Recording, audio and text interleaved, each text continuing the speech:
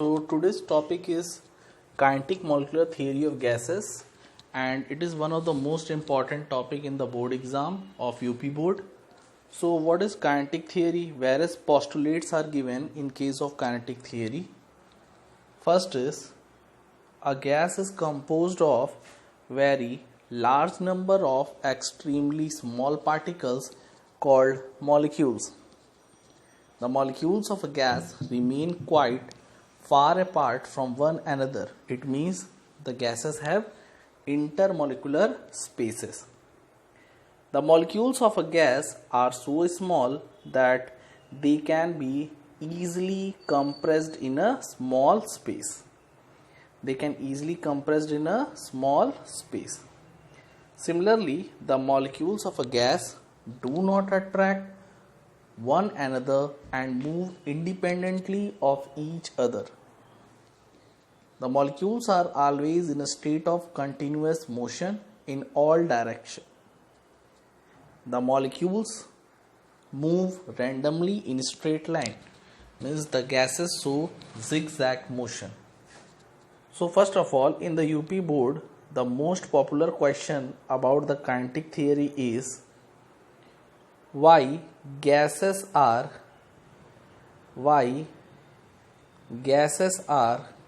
highly compressible. The question asked is why gases are highly compressible. The answer is due to presence of large amount of intermolecular space, the gases are highly compressible. The pressure exerted by a gas is due to the bombardment of the molecules on the walls of the containing vessel. The pressure exerted by a gas is due to the bombardment, means the gas molecules get collided with each other and with the walls of the vessel and exert a pressure. The average kinetic energy of a molecule in a gas is proportional to temperature. As you can see here, the kinetic gas equation is PV is equal to 1 by 3 mnu square, where P is the pressure, V is the volume, and m is the mass of single molecule of gas. N is the number of molecules present in volume V. U is the RMS velocity, while U is the RMS velocity. So PV is equal to 1 by 3 mnu square. ठीक है, PV is equal to 1 by 3 mnu square. So this question has been asked in the board exam. What is the formula of average kinetic energy for the gas equation? The answer is 1 by 3 mnu square. Okay. So total kinetic energy, if you calculate for 1 mole of a gas, then EK is equal to 1 by 2 mnu square, whereas PV is equal to 2 upon 3 EK. PV is equal to 2 upon 3 EK. So you can note down the question that kinetic energy postulate. What are the kinetic energy postulate? Or you can write down, give the kinetic energy gas equation. Give the kinetic energy gas equation.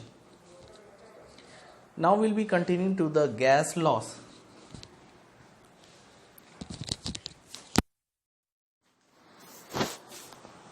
What is a matter?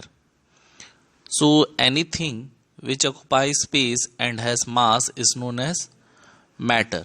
So in this chapter there are 3 states of matter. We know that is solid, liquid and gas.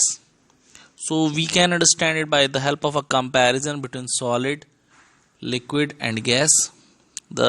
In case of solid, the arrangement of constituent particles are very close, means they occupy the fixed positions. Thus solid possess long range order, whereas liquids constituent particles are less order packed, that is short range order. Gases do not have definite arrangement and the constituent particles are widely separated from one another.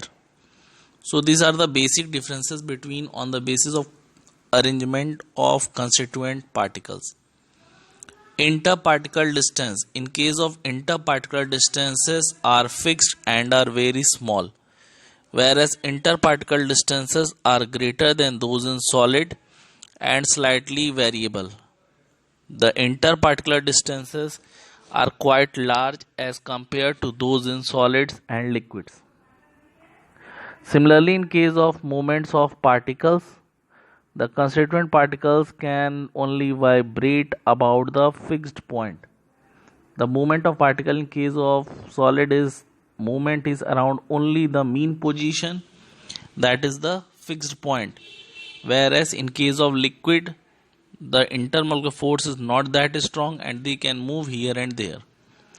And in case of gases, the particles are free to move in all directions. They can show rotational and vibrational motions. Shape. Since the constituent particles are fixed at lattice point, they have definite shape.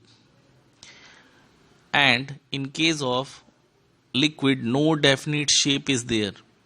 Even gases do not have definite shape. If we talk about volume, solids have fixed volume, whereas liquid have a fixed volume at a given temperature, and gases do not have the fixed volume. So they can occupy the available volume. Same cases for the compressibility. Solids are very less compressible. Liquids are more compressible and gas is the most compressible. So this is about the compressibility factor.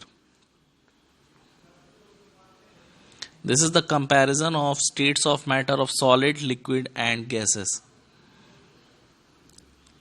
Intermolecular forces and thermal energy. So what is the intermolecular force? It is the force existing between the molecules of a substance are called intermolecular forces, while those existing within the molecule of a substance is known as intramolecular forces. Higher the boiling point, greater is the magnitude. Higher the boiling point, greater is the magnitude. Similarly, in case of types of intermolecular forces, in dipole-dipole, dipole-induced, ion-dipole, ion-induced dipole, dispersion force and hydrogen bonding.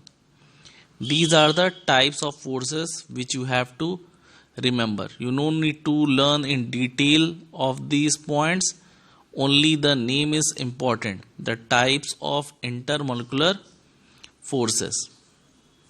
In this type of interaction, the most important one is hydrogen bonding. So first of all, you must note down the question which has come in the board exam related to hydrogen bonding. That is, what is hydrogen bond? What is hydrogen bond? Second question is, what is the condition of hydrogen bond formation? What is the condition for hydrogen bond formation? Elements that form hydrogen bond. What are the important elements that form the hydrogen bond? So these three questions are important. You all might be knowing that hydrogen bond is shown by a dotted line. It is shown with the help of dotted line. Suppose in case of water, H2O. So you can see here H is bonded to O, whereas if suppose some other molecule of water is there, then there will be a hydrogen bond between the oxygen and hydrogen of other atom, as you can see in the diagram. These dotted lines show the hydrogen bond. So out of all intermolecular forces, hydrogen bonding is important. So second question is, what are the types of intermolecular forces?